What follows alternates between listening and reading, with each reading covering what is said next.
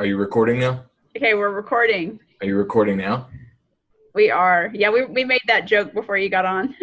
Are you recording now? Yes. Yes, we are recording now. Okay, take it away, Raul. Well, so once again, it's nice to have everybody again. We haven't had a webinar in a while, so it's always fun to get Why together. not? Why not?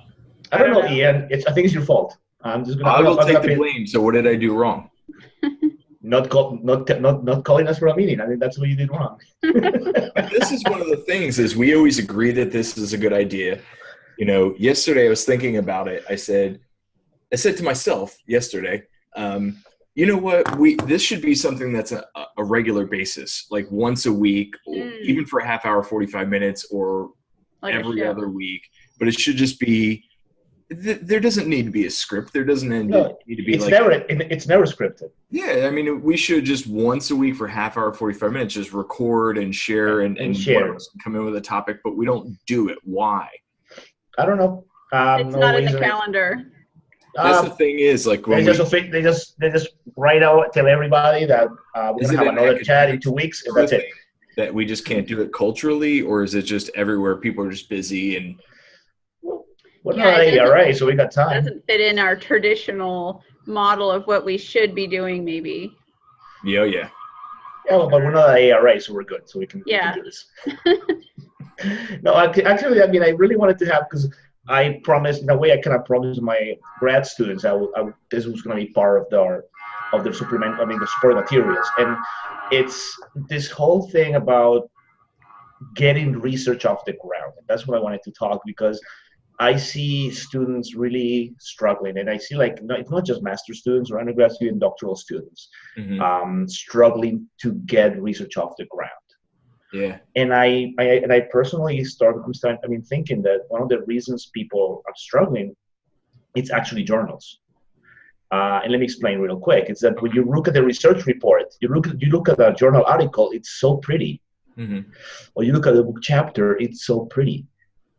It's so beautiful, so beautifully put together, that you kind of think that that's where you have to start. I always get this feeling that that's where students think, oh, that's where I have to start. Like, no, that's where you have to end. Yeah. But it's just that we never talk about it. We talk about the proposal. We talk about the proposal, and then we tell the parameters of the proposal. But in research classes, sometimes we don't talk about what it means for someone to really go through the process. Yeah. Or we never get to have researchers talking about, this is what happens, and sometimes we have no clue, and sometimes we have no clue either, and then we just kind of figure it out as we go. And because I think having those conversations can be useful for beginning researchers to really lower the anxiety of putting together a proposal, or to launching research, or doing research, period. I agree. I think there's a lot of the stuff behind, like, if you're going to teach a research methods course, you're going to say, like, here's how you become a researcher. There's a lot of stuff that we know. It's almost like building the digital identity question. Like, there's a lot of stuff that we know because we've done a lot of things wrong. And there's a lot of informal stuff that we've been told by our advisors and colleagues, and lessons learned that we pass in between spaces, as opposed to making it do this, do that, do that. As an example, I think it was 2 years ago, a colleague, I'm trying to remember who it was, we did a session on being a discussant, at LRA, and then we were toying with the idea of doing a session on the passion in research, and like, real research should begin with passion and something that you love and you're really interested and intrigued by. And if you don't have that passion, then it's going to be problematic. And then also, how do you draw that passion out through the process? I think there's an opportunity to have a session talking about that.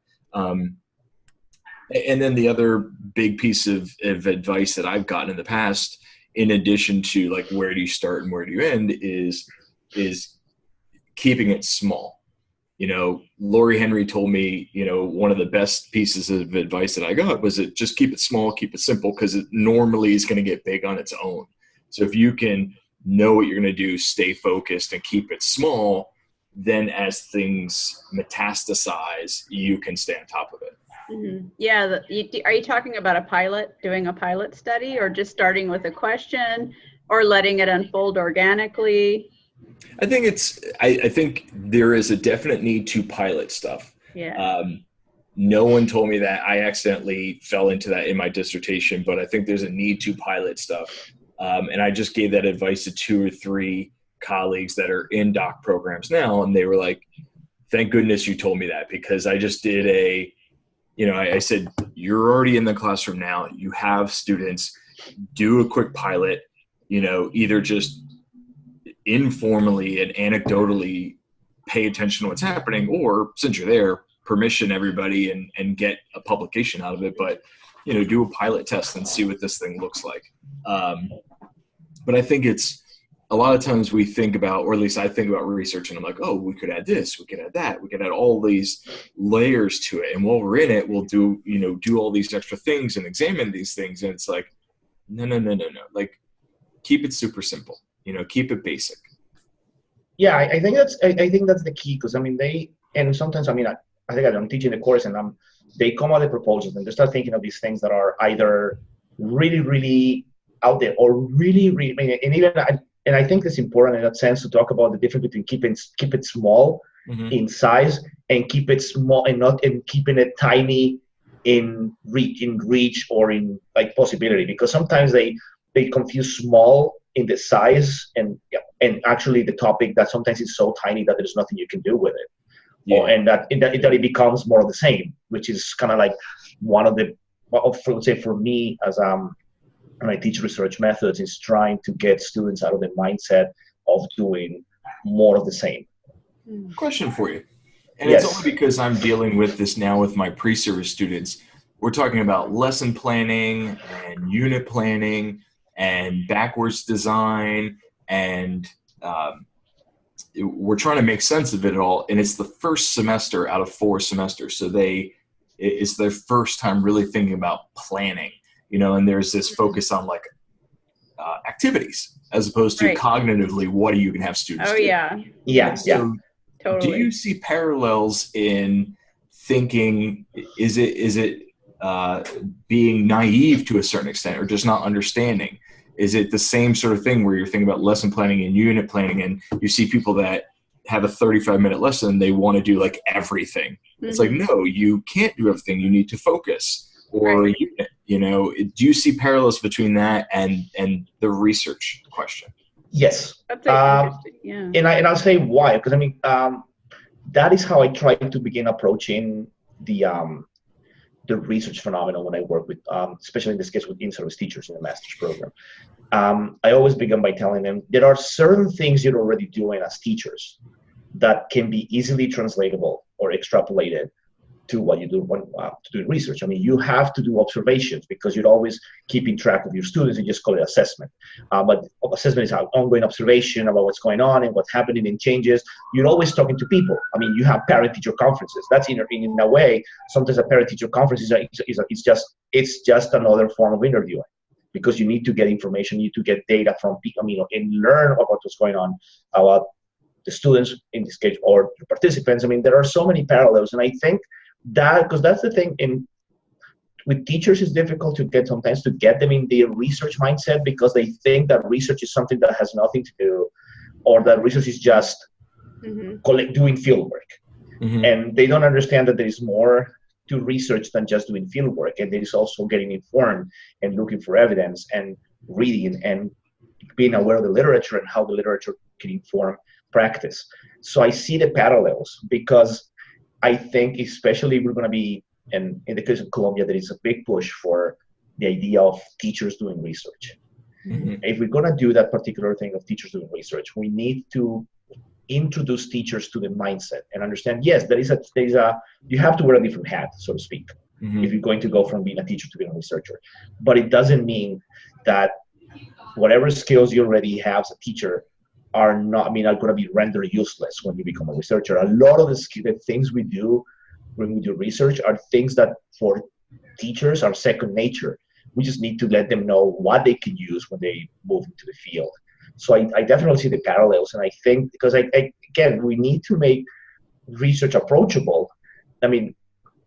we can still make it super rigorous as it should be, but we can find ways to make it approachable, because I think that's when, again, going in the context of grad students or teachers who move into grad school, when they're going to approach the research phenomenon, that's where they have problems. Like the whole idea of how do I become a researcher? How do I develop the mindset? And what does it mean to do this? Yeah, what I take from your analogy, and from having taught, we all teach pre-service teachers, what I've observed is it's just a level of anxiety when students approach lesson planning, and there may be a parallel there with the whole, how do I approach research and how do I even get started, and that kind of thing. So I think there's a parallel kind of level of concern, level of anxiety, where students don't even know how to get started, which goes back to your original question, Raul. Mm-hmm. So I think demystifying. So I try to demystify. I have a webinar series I do with them on lesson planning to try to raise their confidence and lower their anxiety. Mm-hmm. So yeah, I think anything we can do to demystify research is helpful. And sharing is one way to do that. Well, I agree. I think we need to share more. And that was that open research, open scholarship session we had like 2 years ago at LRA, where it was, P. David Pearson said, well, I used to put my chapters or articles out, and I would put out the first draft and then show changes I made and then go to the second draft. Would that be of use? And like everyone in the room was like, yes, we'll definitely read that. I think for my own work, and I think the two of you are basically in the same path, is I've been trying to make my work and my research more accessible or more approachable. So it's not just that journal that no one's going to read, but it's, can I say some of the finer points, in an Instagram video or a YouTube video, or can I put it out as a tweet and educate others other than just people in our silo? Right. How is there a strategy that you both use to keep it simple, to keep yourself focused, to keep your work simple, to make sure that you're fine-tuned on a point that you want to hit, that you're paying attention, but also showing intentionality as to, this is my focus, this is why I'm here? Is there like a mindset you use, or a mentality, or a mantra, or a tattoo that says it? What do you do? Yeah, like for me, it's the ethics of preparing for the future. Like that's what drives me. Like if I'm a prepper, I'm a knowledge prepper. And so if we're not prepared for the future, and these students aren't prepared, and students meaning our pre-service teachers, if they're not prepared, then what are we sending them out to?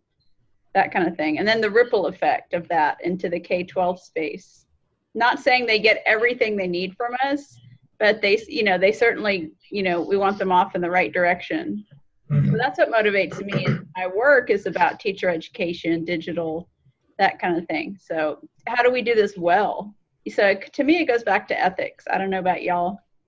Well, I agree with the ethics. And I also like, when it comes to that, it's number one, when it comes to the concept of research, again, like I try to make students really try to say as much as they can in the least amount of pages as possible, because that is the first problem they have. And especially then we have a language issue that sometimes Spanish speakers, we have a tendency to really let ourselves loose when we're writing. And then you can have people writing a proposal and you can go to page 20 and they haven't told you what the problem is, let alone the question. So I'm like, no. I even have a principle. My grad students will tell you this is true.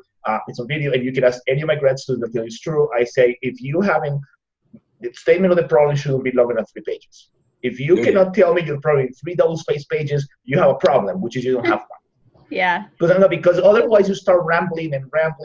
And I guess that's also part of how I was trained when I was a doctoral student at U of I, that they really push for the brevity of really getting your point across. My advisors were willing to get your point across quickly. Like, quickly, get to the point quickly, and bring the question as early as possible so people know exactly what to expect and to know what's your purpose and what is it that you're going to do. Because after a while, people kind of lose focus. I mean, readers lose focus. And even when I read theses or dissertations, if I haven't seen the focus of your research by the first 3, 4, 5 pages, I'm already going like, okay, where are you going with this? Right. What is your point? So your audience. Yes, it's the whole idea that you want to get people got into the research quickly. I mean, showing something that is interesting, innovative, but quickly. Mm-hmm. Capture them quickly on, and then because that's kind of like when you can use the example of watching movies. I mean, sometimes you judge whether you want to watch the rest of the movie just by watching a trailer. Oh, if the trailer is not catchy enough, you're gonna be like, nah, I'm gonna watch it this way.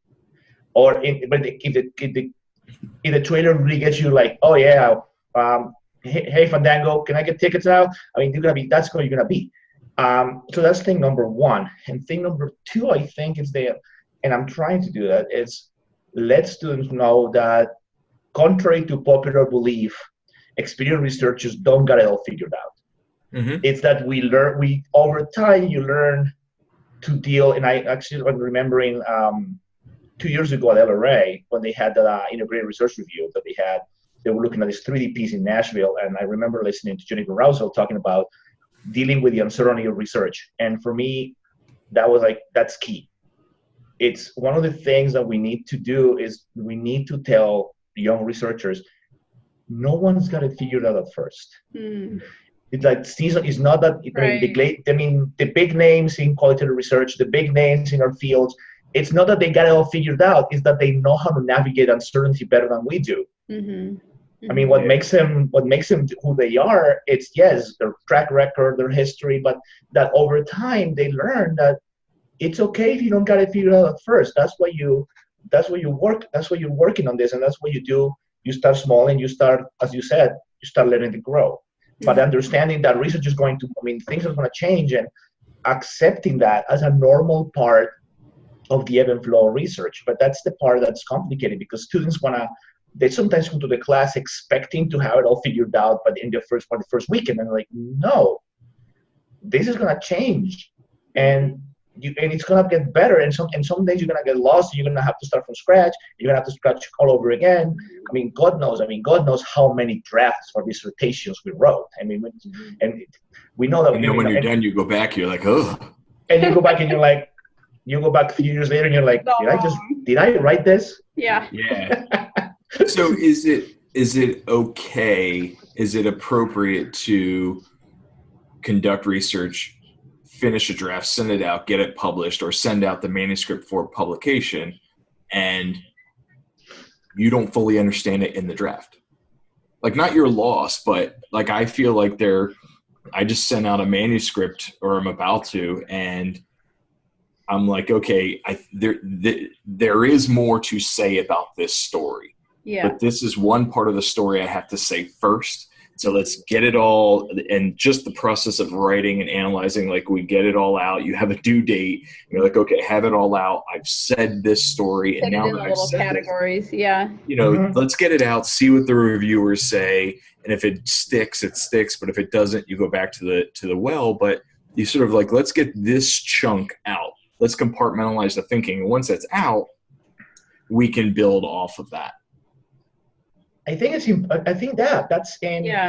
even beyond manuscripts, even just working on the proposal itself. Sometimes you just have to write it and send it, and have your advisor, in the sense of going as a student, just send it. Just whatever you got, send it out. Mm-hmm. Let your advisor tear it apart and break it up. I mean, tear it apart, break it apart, and put it back together again. Blow it up, whatever they have to do. But that's another thing I tell students. I mean, if you don't send anything to anyone, you're never going to get feedback, and your research is never going to move forward. It's funny that you say that, because as a doc student, I published a lot. I was in a lab that everyone was publishing. My advisor put me on a lot of things, and I'm very appreciative for that. I would learn a lot by lurking in the doc and seeing what was happening and seeing the changes that were made. Oh, that's great. But then at the same time, I know that, I left, and I was in my first job, and I'm sitting there, and I saw a call for chapters come out. And I sort of knew, now I'm good friends with both the editors now, but I saw it come up through like one of the listservs, and I said, why not? So I sat down and I wrote out the little abstract, like the 500-word abstract, and then sent it in, and then I was like, the abstract got accepted. I was like, and I already had a lot of publications, many more than a lot of colleagues that, were also grad students. So I sent it out. I was like, wow, like now I have to write this. And then I wrote it and it got accepted, and I did my homework and I went and I found other publications that were just, I go to the journal and I say, okay, what does this journal or what does this book already publish? So I can see the format and the template and then fit that with my ideas. But then I did that homework and the first 2 got published and I was like, wow, like I can do this, and so here I was, like I had publications, but I didn't believe in myself, and I was out there doing work and, it was Isn't that amazing? Yeah. You get trained. It wasn't until I tried it and like stepped out and had a little bit of, I guess, courage or bravery, then all of a sudden, like, maybe I can do this. So now it's like, when I see calls, I'm like, yeah, I'll put it in an abstract. Yeah, we'll write that. Sure, we'll do it, and then just, you don't know until you try. And most times when you try, I think good things can happen. That's good advice. Yeah, you have to be proactive. And then for me, it's like that opportunity came to you, and I have that happen too. But then it's about I think students need to know they just need to go out to Google and look for opportunities, or look for things, venues, maybe collaborators on social media. So being proactive. Yeah, get involved. Get involved. Participate. Yeah, but I think that what Ian is bringing up is the whole idea that, and that's what sometimes students they fail to understand. It's that when you write a draft and you send it out, there is there is a sense of, okay, this is moving forward, even if it's not moving too far ahead. And that's the key to getting your writing out. It's like momentum. Develop momentum. Exactly. Momentum. Because, and again, in the other thing, it's not waiting to have the perfect draft. Oh yeah. Because you're never going to have one, and it's difficult. I mean, I don't know. It's difficult to get that message across. Like, no, you're never going to have a perfect draft, even if it's published. You got a publishable draft, and it got published. Then be happy, count your beans, and celebrate. If you have to revise and resubmit, then revise and resubmit. If you got rejected, then regroup. But especially when you're beginning, get those drafts out is important. And if you're beginning to develop your research project and you're like working with your research mentors or your professors, then send the drafts out. That would be my advice to students when you're beginning to develop your researches. Organize your thoughts, as I always like to do, old school. Go to your notebook, go to your journal. This year, for example, I have my students doing a research journal, and they have to document every piece of work they do. And they and actually, with the assignment, they have to show me the evidence that they did it in the journal first. So they have to send me pictures or screenshots or whatever of evidence of the notebook. And then they know that if they don't show me that, I am not going to accept the assignment, because I want to see that they took their time to organize their thoughts in writing, on paper, and then put it in the computer. But it's just the whole idea that when you have something and you're working on this process of getting, especially you're learning to do research and you're working with someone, send that person stuff and send it early, because otherwise you're never going to get feedback.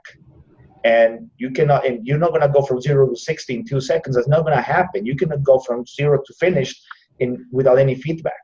You need to get into the practice. You need to get into the groove of engaging in a dialogue with the text, and engaging in a dialogue with people who can read it for you, who can make comments about that. Because sometimes, we struggle with students going like, what is your draft? Like, oh no, I'm waiting to have something I can send you. Like, whatever you got is what you have to send me. Don't wait for that. No, there is no perfect draft. It's not going to happen. Your drafts are going to be crappy, and I was iterative. The moment you accept that, your life is going to start getting easier, because you just know you have to write it. Don't wait for perfection, because it's not going to happen. There are no perfect drafts. Even the ones that get published are perfect. Not even a dissertation that you defend and you get to graduate, you get a PhD from, is going to be perfect. as Ian was pointing out earlier, you go back and look at it and you're like, whoa, what did I say? What did I do? You look at it a few years later, like, what was I doing here? It was at a different stage, yeah. I mean, part of the challenge is too that we, you just have to get the work done. And there's a lot of times that I feel myself stuck in, as you all have dealt with, you're stuck in that Google Doc and you see the deadline coming and we all procrastinate.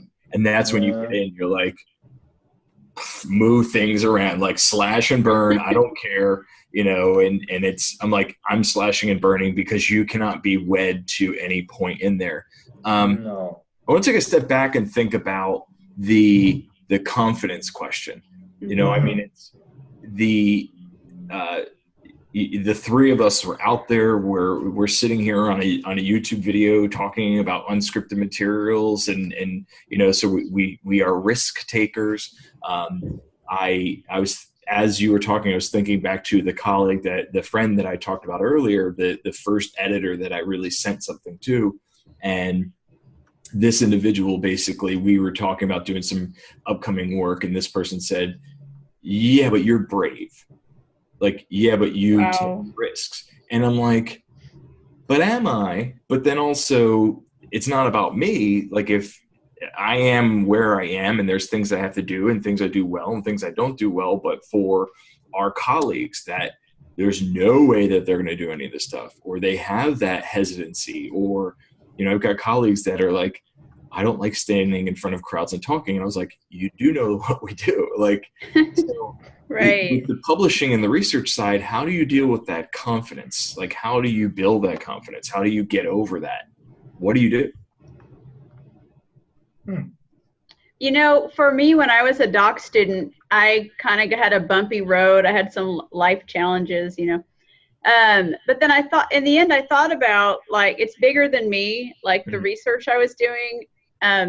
But then I also thought about my advisor, and I'm like, what I'm doing is tied up with her and her reputation, so I can't let her down. I don't want other people to see that her doc student floundered and got derailed. And so actually thinking about my advisor helped me stay grounded, because I thought we're kind of all, at that stage, you're kind of connected with the people who are supporting you. And so that, I guess, wanting to, for her to be proud of me as her mentee kind of spurred me along, if that makes sense. So that helps, I think, too. But because sometimes you can get really overwhelmed as a doc student and lose sight of your focus. But, for me, picking research topics I'm passionate about, again, going back to that ethical thing, how can I do research that is future-minded, right? That kind of thing spurs me on and lets me get outside of my tortoise shell or, whatever, fears. Yeah, but I agree. I think the whole issue of confidence is, like, so some people think it comes naturally. I don't necessarily think it comes naturally. You just have to find, I guess sometimes you just have to find a reason to believe. Yeah. I guess for me, part of my motivation of the confidence is the fact that I'm here. And since I'm here in the South and I'm here in Colombia, if I don't go out there and start making noise, it's very unlikely people are going to hear me anyway. Because sometimes that's my mindset. Like, I mean, unless I go out there and start knocking on doors and I start yelling loud, like, hey, I'm here. Of course, I have to have something to offer, because it's not just yelling. It's yelling because I have something. That means if I'm going to start yelling, it's because I have something to offer. Otherwise, it's just going to be much ado about nothing, and that's also the downside. But I think the issue of not being afraid. I mean, I think the thing is take risks. When you're beginning, take risks. Send out that proposal. Go to that conference. I mean, you never know what's going to happen. You never know who you're going to meet along the way. But sometimes it's just taking that first step. But I think we have to begin early on. I mean, building the confidence is something we have to start working on. Like, I would say at least when you have them at the college level, and in their case, when they're pre-service teachers, we have to develop that sense of it's possible for you to do this too. Right. Because sometimes when you get to the point of your faculty, sometimes you already have your mindset, you have things, it might be more difficult. So I would say start early on, because you start early on and you build that confidence. then it's easier for them to really go on their own and start taking even bigger risks than the ones, for example, we may have taken by far by now. Do you guys have a situation, and Peggy, I know that you have to leave in like 4 minutes, 5 minutes? Yeah. Do you guys have an example of a situation in your past that you have had to take been in a risky situation and struggled with confidence? What happened and how did you deal with it? For me, I can share a story to buy you some time to think about it. I was asked to be a featured speaker at a session at LRA, and I was still a doc student. And then I was approached to do this session and this talk, and it was a paid session at LRA. And so like everyone was like, how did you get offered like a paid talking gig as a doc student at this? It was one of those, like the chair invited me in. It was like, hey, we'll give you whatever, like a couple $100 to talk. And so for me, it was huge. I'll take that right now.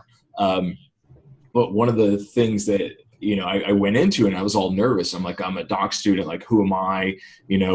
I'm going to report on my pilot study for my dissertation. Who am I? And I prepped, and I was super nervous, and I was anxious, and I still have the video of it. I was just all over the place. And my advisor at the time, he was helping me like get prepped for this. And I was so anxious and so nervous. It wasn't even funny. And I was speaking last at this thing. And my advisor basically told me, he said, here's your time. Here's what you present. Here's how you present. But then be prepared for questions at the end. People are going to have questions for you. And he said to me, just remember, I'm going to let everyone else ask their questions. And then when they're done, I'm going to be the last one to ask a question, and I'm going to nail your butt to the wall. He told me that like that morning before I went in to talk. And I was like, why would you tell me this? So yeah, I sat there and I gave my talk. I knew exactly where he was in the whole room the whole time. And every time I would talk, I would like scan the room, and I'd look at it, and he'd be in the back of the room like, and I was like, oh my goodness gracious. And so I waited, and then he at the end raised his hand, and he was sitting there, and I was like, all right, this is going to be a zinger. This is going to be a huge zinger. And he asked me like, so what are the real implications of this work? Like just a lame duck question. And I walked out of there, and I was like, what happened? Like, I thought you were gonna, he's like, I knew you had this. Oh man. I knew you were going to do well. He's like, I just had to keep you on your toes and keep you honest and stuff like that. I'm like, I almost had a heart attack like 3 times. So for me, it was just making sure that I was prepped, knowing my materials, having my pacing, and just at some point, like even now, I'll get nervous before I go do a talk. Mm-hmm. And so but when it starts, one of my students asked me in class, because they're getting ready to start teaching. And I said, but when it's time to go, when it's game time, you just have to like flip that switch and you just go and you get out there and do the talk. So do you guys have any situation where you've had to deal with risk and that confidence challenge? Like, what did you do? How did you sort of get that mental fortitude? I'll do my mini example, and it actually has nothing to do with research. So perfect. Sent by my provost and president down to Austin to work with a group to revise some policy, related kind of to K-12, but it tied into higher ed too. And I thought, well, why did they pick me? And so I did what you did. I did my homework, and I just read everything I could, but it's funny because I got there early, first one in the room, and I'm like, have you done this before? And they're like, no. And I'm like, have you done this before? And these are like presidents of universities and whatnot, and they're like, or provosts or whatever, and no one had done this before. And so it's kind of like you. It's like I just thought I was the biggest dummy in the room, and it didn't turn out that way. And what I learned through that process, it was called negotiated rulemaking, and what I learned through that process was that everybody had something to contribute, and I had something to contribute. So we all have something to contribute. In that case, it was policy. What's negotiated rulemaking? That's what you guys were talking about? We analyzed this document, we went through it, and pretty much line by line, we had to all have consensus on any changes made. And we just discussed and discussed. You know, it was like democracy on overdrive. Like, we just talked through it. Everyone in the room had to agree. And so it's just a really interesting process. But it was really important to raise your concerns and know that if you had an idea, share it. And so I really liked that. I mean, it was kind of long and drawn out, but I mean, it was an interesting paradigm, you know?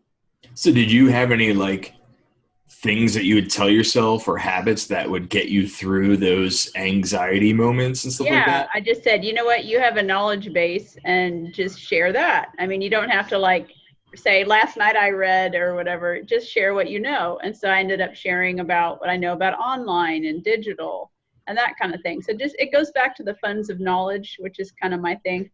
What do you bring? You know, what do you know? Yeah. Share that. So that's kind of what I... And if you don't share it, you're not doing your job and you're not being ethical. You're not helping the future if you stay quiet. Yeah, and I was probably one of the more digitally savvy people in the room. So not that I interviewed everyone, but it just seemed that way. And so it just helped to know, okay, I bring X and Y and Z strengths, share that. Mm-hmm. Yeah, and I think it goes down. I mean, because for me, it's like every time I'm presenting, I'm always like, and sometimes why am I here? What am I doing here? Like, I mean, I still remember when I got invited to the GCLR webinar with Peggy Alberts 3 years ago, and I got the email, and I'm like, me? My first was like, you're like, who are you talking to? Like, me? Like, seriously, me? Like, I mean, I explained how I'm like, what? Why me? Like, what? I mean, I was looking at the names of the previous names I presented, and there's like, everybody was a who's who of literacy. And I'm like, me? Okay, I guess I'm gonna have to prepare for this. But it's always the idea that if you take that I always like to tell the students, if they invite you or if you get accepted or you get invited, because someone thinks you bring something to the table. Mm-hmm. And you have to always remember that no one invites you. I mean, it's in academia, no one invites you out of charity or out of pity. No, they invite you because you bring something to the table. Mm-hmm. Yeah. It's not because no one is gonna do like we're gonna invite you for an invited session just because we're gonna boost your confidence. That's not gonna happen. Yeah. There's no. You don't get confidence boosters. You don't get ego booster. No, if they invite you, it's for a reason. Whatever the reason it is, well, maybe you'll find out someday. But always be ready, and I would say, always be prepared. Always prepare to the top of your ability. Bring your A game, because I agree with Ian. It's like, if you're gonna go there, no matter how young you are or where you're coming from, bring your A game, because everybody else will. Mm-hmm. And be ready. And I would say develop. Also, I mean, for me, also a way to deal with the confident preparation is I have set some rituals before I do talks or I do presentation. I always have rituals for that. Music. What do you do? I always play music. The headphones are, and actually that reminds me I need to buy a pair of headphones because mine broke. But I always like to play music. I have like a nice playlist on my phone that I actually. What do you listen to? These days a lot of epic music, a lot of psytrance, a lot of some like movie soundtracks. I mean, I actually have a playlist in my computer, in my phone. I call it Pumped. I like psytrance too. And that's the one I play. Does it have words in it or no words? No. It's both. It has a little bit of everything. So I just whenever I'm gonna give a talk, I still remember. Some of it has lyrics. Like I remember, like one of the I had this huge plenary back in 2011, and it was about basically I was presenting something for my dissertation, and I was like, okay, and it was the closing plenary in the event, so I was like, okay, everybody's like. That's the one everybody's gonna remember because that's the last one. So you have to make sure you get it out of the ballpark. And I always did. Like half an hour before, I was my headphones, getting myself focusing. Getting myself in the groove. I mean, I need to get myself. That's why another tradition I have is I never go to a presentation before mine. If I'm presenting and there is something, I take that time off for myself to focus, to get in the zone because you only have 12 minutes, 20 minutes, 30 minutes. You only got that time. Yeah. You have to make it count. Let me add this. One of my advisors in grad school said, buy a new outfit, kind of like dress sharp. And so that's my excuse to go shopping. Oh yeah, suit up. I mean, Yeah, actually, that's one thing I do with my researchers. Whenever they're going to present anywhere, I always say, "Oh, you have to suit up." Everybody, and say if we go as a group, everybody has to suit up because we want to leave a good impression. And pay attention. And attention to detail also helps. I make my own slides now. I mean, I design the templates, and these days I'm using the ones for a research project. So we have, and that because I like to pay attention to detail, make nice slides. I mean, that you can, because actually putting in the work actually helps you deliver a nice product. I think for me, like even the fact that you take your time to prepare your templates and organize them and make your own presentations, that attention to detail, to the minor details, helps a great deal building the confidence, because then you know that you have something that is very well prepared, something that people are going to notice, something that people are going to talk about, and that there are those little details over time. They begin to add up, because you go there first year, you go to a conference, nobody knows who you are, but you go the second year, people may remember what you did the year before. You go to year 3, and but before you know it, people already remember you, and then people say, "Oh, I read your paper. I found you in academia, and I read your papers." And it's building. It's the whole idea of how we build the confidence by the little things we do every single time we out there. Well, should we wrap up, y'all? I have a phone call. All righty, I think that's good for me. But I love the again, ideas. OIC. OIC. We'll hashtag it and absolutely spread the word. But this is good. Put the playlists out there online so we can people can pick up the playlist on their own. Oh yeah, for sure. There you go. Let's do that. There you go. All right, everybody. Goodbye from Texas. Goodbye from Colombia. I love it. All right. Have a good